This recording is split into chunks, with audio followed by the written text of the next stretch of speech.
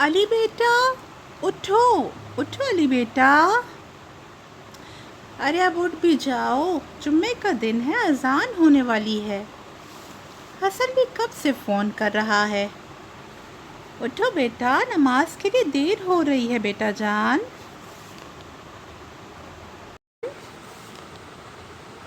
امی جان کاموں سے فارغ ہوئیں تو علی کو نماز کے لیے جگایا۔ اللہ اکبر اللہ اکبر۔ چلو علی جلدی کرو، نماز کے لیے دیر ہو رہی ہے۔ میں اپنی اور تمہاری چپل ایک طرف یہاں رکھ دیتا ہوں۔ حسن نے علی اور اپنے چپل احتیاط سے مسجد کے باہر رکھے اور دونوں نماز پڑھنے کے لیے اندر چلے گئے۔ نماز پڑھنے کے بعد مسجد کے مولانا صاحب سے کچھ دیر باتیں کی، باہر آئے تو علی نے حسن سے کہا، یار حسن، میرے چپل کدھر ہے؟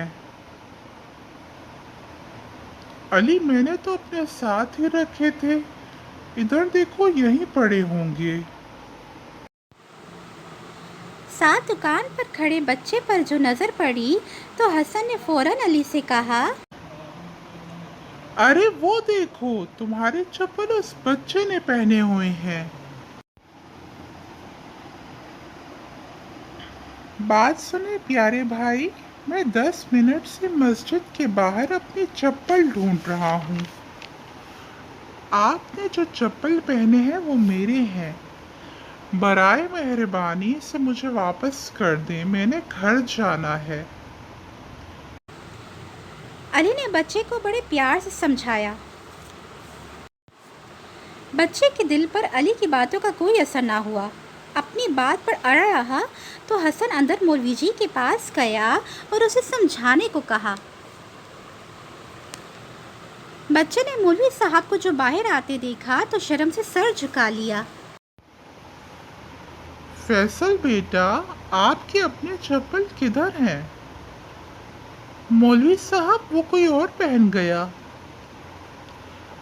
اچھا بیٹا، آپ ایسا کرو کہ علی بیٹے کو اس کے چپل واپس کر دو، میرے پاس اندر چپل موجود ہے، آپ ابھی فی الحال وہ پہن کر گھر چلے جاؤ۔ جی مولوی صاحب، بہتر۔ بچے نے مولوی صاحب کی بات مان کر علی کے چپل اس کو واپس کر دیے۔ علی اور حسن اس کا شکریہ ادا کر کے گھر کی طرف چل دیے۔ یاد رکھو بیٹا، کسی اور کی چیز بغیر اجازت کے لینا اللہ تعالیٰ کو سخت ناپسند ہے۔ آپ کے اس عمل کی وجہ سے دوسروں کو پریشانی کا سامنا کرنا پڑا۔ اگر کوئی اور آپ کے ساتھ ایسا کرے تو آپ کو دوسروں کے ساتھ وہ سب نہیں کرنا چاہیے۔ جی مولوی صاحب، میں آئندہ خیال رکھوں گا۔ فیصل نے تحمل سے مولوی جی کی بات سنی اور ان کی مدد لے کر گھر کی طرف چل دیا۔ پیارے بچوں، کسی اور کی چیز بغیر اجازت اٹھانا غلط ہے، اور اگر کبھی ایسا ہو بھی جائے تو ضد پر اڑنے کی بجائے غلطی مان کر معافی مانگ لینی چاہیے، اور کسی کو بھی اس طرح سے پریشان نہیں کرنا چاہیے۔